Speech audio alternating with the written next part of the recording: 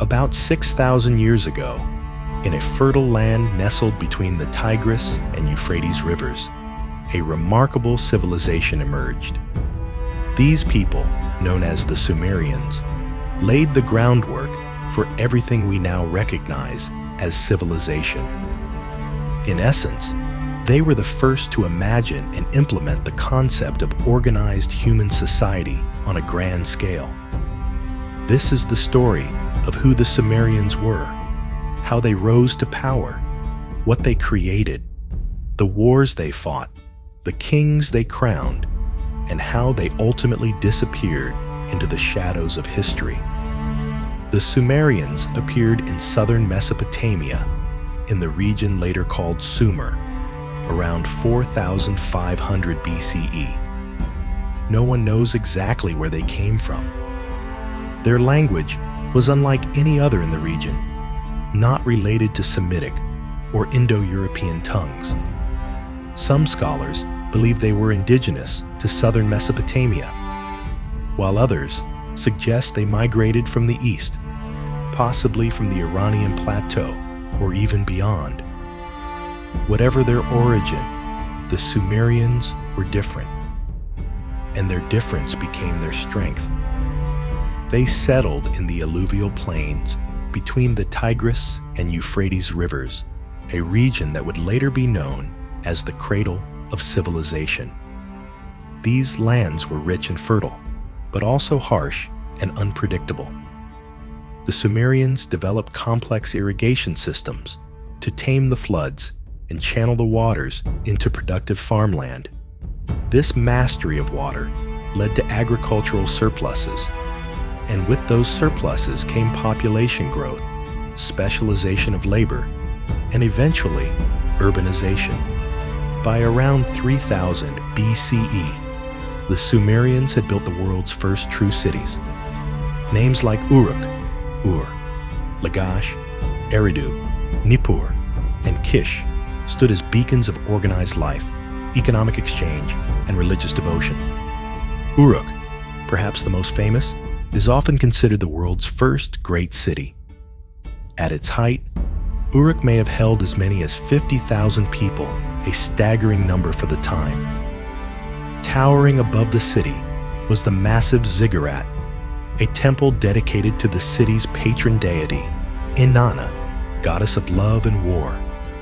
Each Sumerian city was a city-state, governed independently, often ruled by a priest-king known as an ensi or lugal.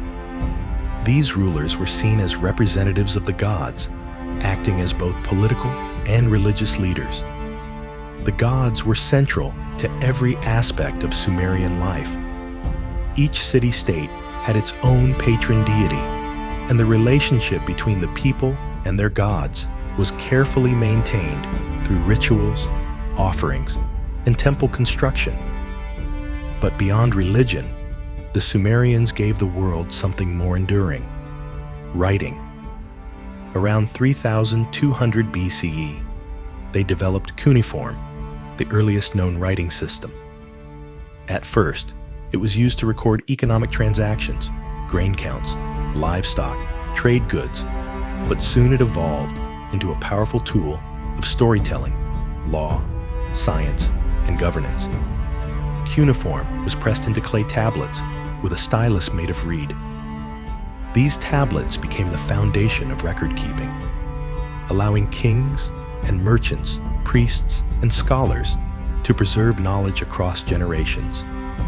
From these written records, we learn of the first kings and legendary figures of Sumer. One of the earliest known rulers was Etana of Kish, said to have ascended to heaven and ruled for 1,500 years, according to the Sumerian king list, a text blending myth and history. Then came Enmerkar and Lugalbanda, rulers of Uruk, both later featured in epic tales. And towering above them all stands Gilgamesh, the semi-divine king of Uruk. His story, preserved in the Epic of Gilgamesh, is the world's oldest known literary work. It speaks of friendship, glory, loss, and the human desire for immortality a timeless tale rooted in the world the Sumerians built. The Sumerians were not a single empire. Their cities often competed with one another, forming alliances, making treaties, and waging wars. The struggle for dominance among these city-states defined much of Sumerian political history. Lagash and Umma fought over boundary disputes for generations. Despite internal conflicts, the Sumerians were astonishing innovators. They developed the wheel, not just for carts, but also for pottery. They established a number system based on 60A system that still shapes how we tell time and measure angles today. They created complex legal codes, paved streets, monumental temples, and schools for scribes. Their priests tracked celestial movements, laying the groundwork for both astrology and astronomy. Their economy was sophisticated, with temple-based redistribution systems, long-distance trade routes, and skilled craftsmanship in metal, textiles, and ceramics. Sumerian religion and mythology were rich and deeply embedded in their worldview. The universe, to them, was governed by powerful gods which shaped the world from a primordial chaos. And the god of heaven, Enlil, the god of wind and authority, Enki, god of wisdom and freshwater, Ninhursag, goddess of the earth, Utu, the sun god and judge of justice. The myths of creation, the flood, and divine kingship shaped their understanding of life, death, and order. But their world was fragile. The environment they so skillfully tamed began to betray them. Overuse of irrigation without proper drainage led to salinization of the soil. Yields declined. Famine followed. Add to that the constant warfare between city-states, and the stage was set for decline. Around 2334 BCE, a powerful figure emerged from the north. His name was Sargon of Akkad. He was a Semitic-speaking outsider who conquered the Sumerian cities one by one, eventually uniting them under what is considered the world's first empire, the Akkadian Empire. Sargon claimed dominion from the Upper Sea to the Lower Sea, from the Mediterranean to the Persian Gulf. Though he adopted many Sumerian practices, his rise marked the beginning of the end for the independent Sumerian city-states. Under Sargon and his successors, Sumerian culture was preserved but gradually diluted. Akkadian, a Semitic language, became dominant in administration and literature. Yet the memory of Sumer lived on. The Akkadians revered Sumerian traditions, and for centuries scribes continued to study and copy Sumerian texts. Sumer briefly resurfaced as a political power with the rise of the third dynasty of Ur around 2112 BCE. Under kings like Ur-Nammu and Shulgi, the Neo-Sumerian Empire saw a revival of Sumerian culture, art, and central governance.